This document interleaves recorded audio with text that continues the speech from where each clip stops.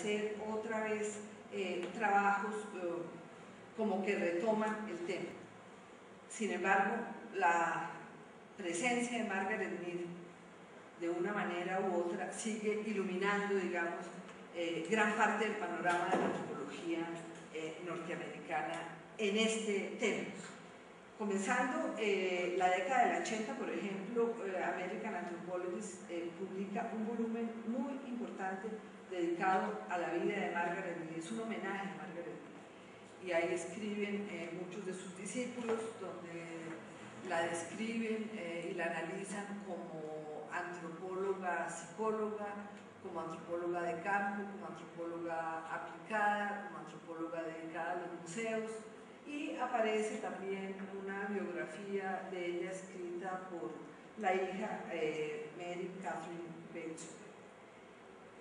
Entonces, digamos que ese es el inicio de la década del 80, y finalizando la década del 80 aparece otro libro también muy interesante. Roberto creo que lo tiene o lo conoce, que es el que escribe un antropólogo Freeman, que es sobre Margaret Mead, que se llama Margaret Mead y Samoa, deshaciendo un mito antropológico.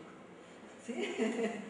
Sin embargo, ese trabajo tuvo una acogida muy grande en los medios, en los periódicos, en revistas, y planteó una serie de debates que, digamos, que la comunidad antropológica norteamericana siguió apasionadamente. O sea que Margaret Mead sigue estando ahí presente en múltiples de estos debates. Bueno, pero finalizando el siglo hay un tema que cobra mucha importancia en relación a la antropología de los libros, y son los trabajos que aparecen asociados a la sociobiología, que tiene una importancia muy grande en la década del 80, en la década del 90. En estos artículos muy técnicos, si ustedes quieren, los niños empiezan a ser analizados a veces como inversión.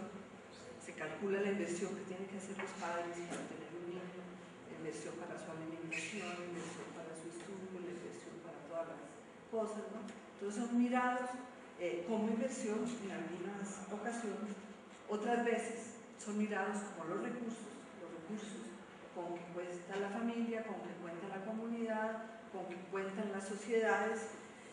Otras veces son mirados como fuentes de competencia y conflicto.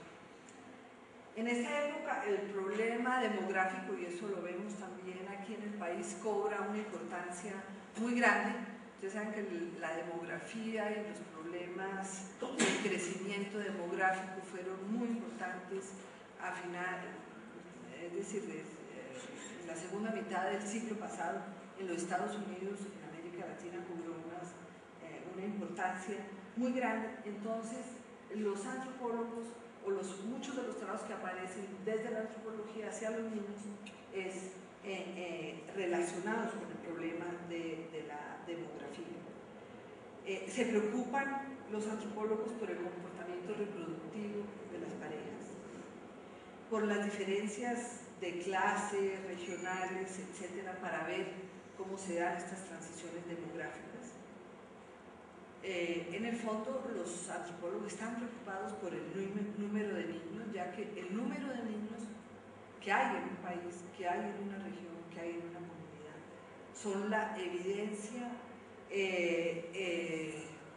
del aumento o del crecimiento de la fertilidad, y ahí se estaba poniendo en juego toda la política que se dio desde los Estados Unidos a las políticas de población, Banco Mundial, todas estas grandes entidades destinaron grandes recursos para políticas de población. Se daban el crecimiento demográfico en América Latina, que era una cosa impresionante.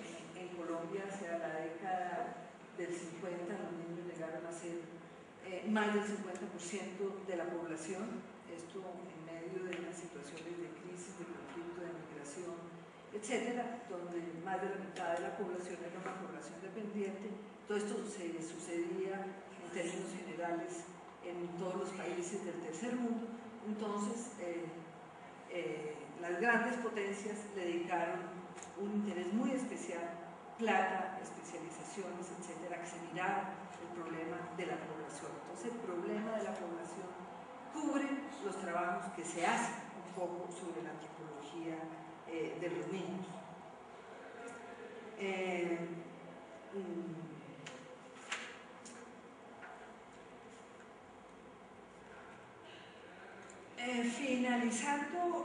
Finalizando el siglo pasado, aparecen unos trabajos nuevos, no sé si tenemos, menciono fundamentalmente los trabajos de Alma Gottlieb, no sé si alguno de ustedes la ha oído nombrar, es una antropóloga muy importante que trabaja con mujer, que trabaja con familia.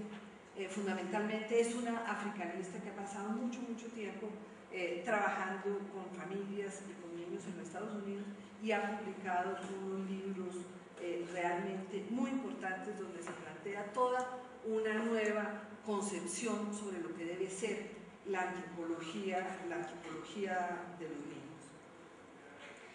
Bueno,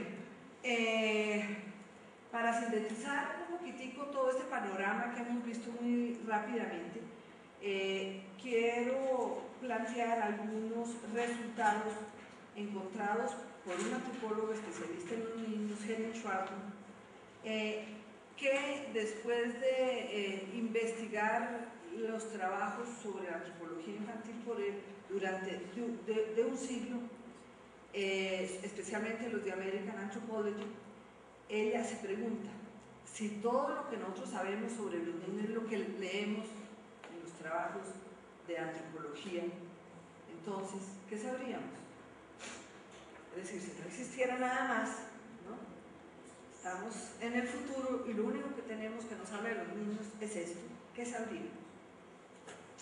Ella elabora un análisis muy interesante y considera que lo que nosotros como antropólogos sabemos y no sabemos sobre los niños se encuentra muy relacionado con los supuestos que construimos para salir a terreno, para realizar nuestras investigaciones, para analizar nuestros datos. Y él dice que uno de las concepciones que manejamos los adultos y los antropólogos es que consideramos a los adultos como seres activos y a los niños como seres pasivos. Es decir, hace referencia ella en la investigación antropológica a una perspectiva de centramiento adulto o de una ideología adulta que ha influenciado muy dramáticamente la antropología sobre el niño. De esta manera ella dice, no es de extrañarnos, entonces nosotros no los protege. Entonces sabemos cómo los maltratan y también muchas veces sabemos cómo los matan. Todos los estudios que hay sobre infanticidio, pero es lo que los adultos les hacen a los niños. También sabemos lo que los adultos le dan a los niños. Es decir, de una u otra manera, los trabajos de la antropología de la infancia tienen que reflejar las preocupaciones generales de la antropología. Y vimos cómo el interés inicial por la cultura material, por recoger los objetos, las costumbres, todo esto, se refleja en los trabajos por los niños. Ahora, estas preocupaciones también tienen que ver un poco con la manera como funcionaban los departamentos de antropología en los Estados Unidos, que Andrés conoce, es decir, cómo estos departamentos de antropología inicialmente estaban muy asociados, muy vinculados con los museos, es decir, la práctica de ir, traer, recolectar objetos era muy importante para los antropólogos y eso se tenía que ver en los museos. Y cuando uno va a Nueva York, a Washington, a todos estos sitios, uno ve ahí la presencia de los primeros